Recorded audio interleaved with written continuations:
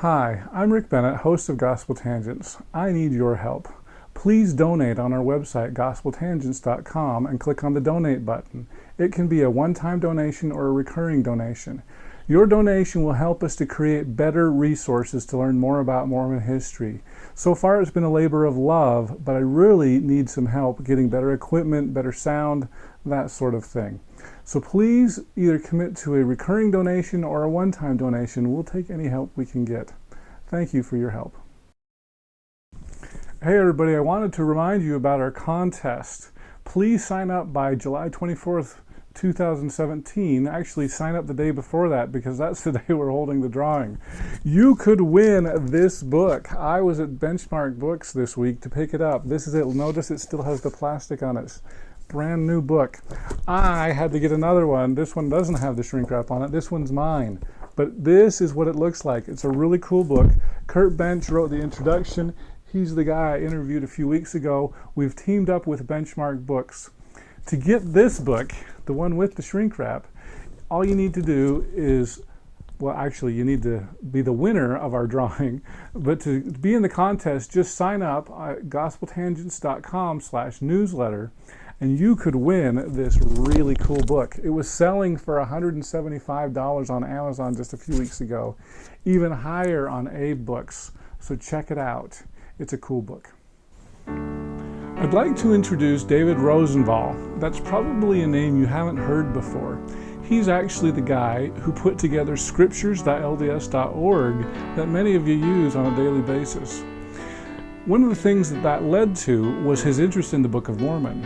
He and his dad teamed up and came up with a new geography theory about 10 years ago where they think that the Book of Mormon took place on the Baja Peninsula just below California.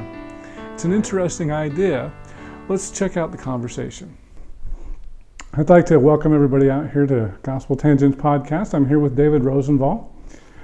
He's done some interesting things with the church, and so I'd like to talk to him a little bit about his theory of the Book of Mormon, and also would like to talk a little bit about, as we were talking here, I've got a new podcast. It's actually coming out this week with Kurt Bench and the Mark Hoffman bombings. And as I was talking about that with you, you said that you had a connection with that. So could you go ahead and tell us that little story? Sure. No connection with Mark directly, but as far as an experience back in October 1985, the day before I was to enter into the MTC, I was at the Salt Lake Temple and coming out from that experience. And our car was parked on Main Street, just beside the Deseret Gym. And as I got to the car and was putting some things in there, just up the road and just behind the Deseret Gym there was an explosion. And at the time I had no idea what it was, what was going on. As we quickly ran up there to see it, there were about 20 people gathered around somebody on the road. You could see that he was injured and hurt, and didn't know who it was at the time.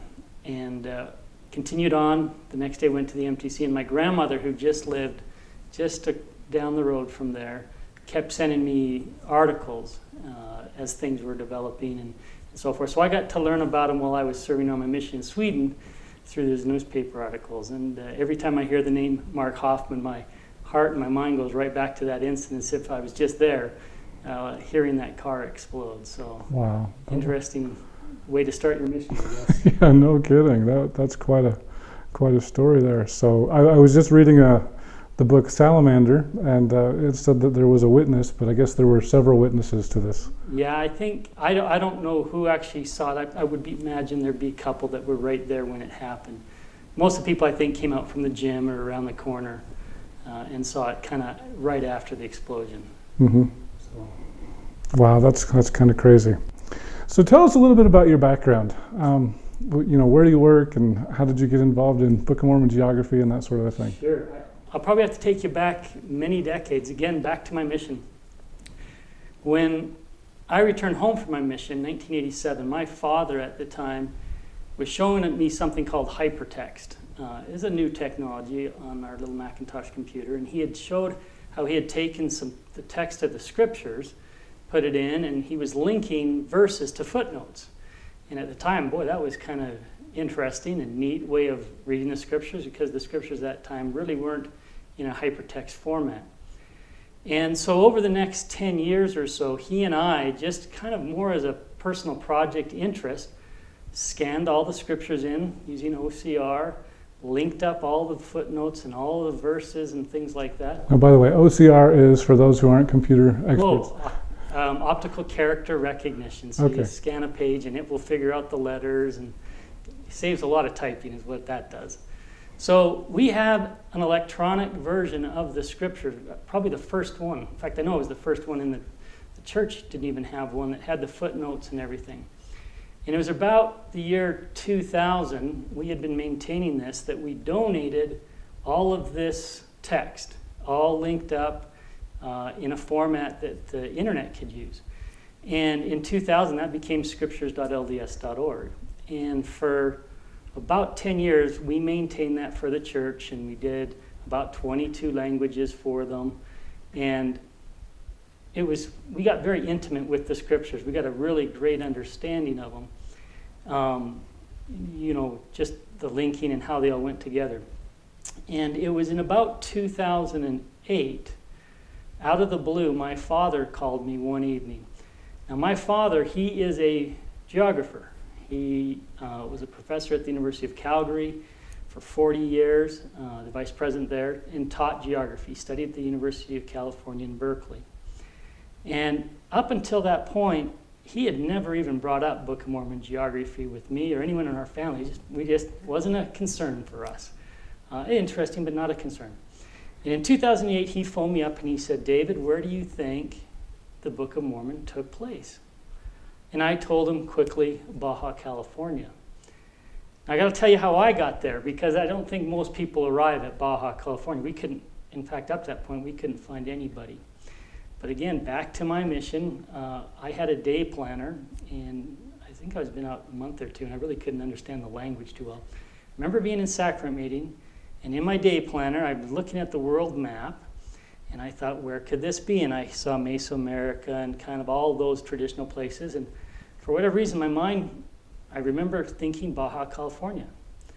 And I left it at that. And it wasn't until my dad asked me that question that all of a sudden my mind just rewound itself back to that experience in Sweden, sitting in sacrament meeting, and I said Baja California. Well, there was a long pause, because my father had come to the same conclusion a different way the evening before he called me. And as he explained it, he had said he had been reading an article on geography, and somebody was claiming there were 5 cardinal directions. And as a geographer, it kind of hit him sideways. He said, this does not make sense, the things that were being proposed.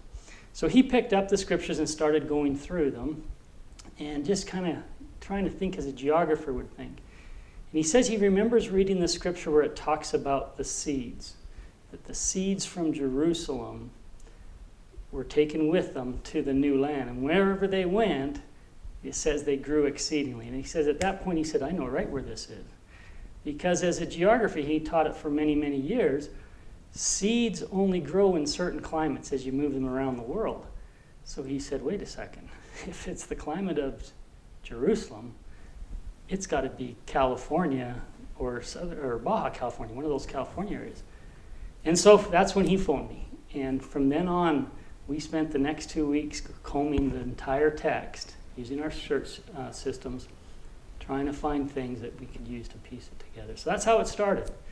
Just kind of out of a phone call and a question. And we're trying to disprove it, to be honest with you. That's kind of been our approach since the beginning, is how do we disprove the Baja? And we keep getting deeper and deeper as we try to disprove it. So. Okay. I hope you enjoyed our discussion with David Rosenvall. In our next conversation, I've asked him to critique the main theory that most people believe in the Book of Mormon is the Central American model by John L. Sorensen. So, again, I think the Mesoamerican model, great effort, but I think their basis was in cultural things. I think it was based on historical opinions.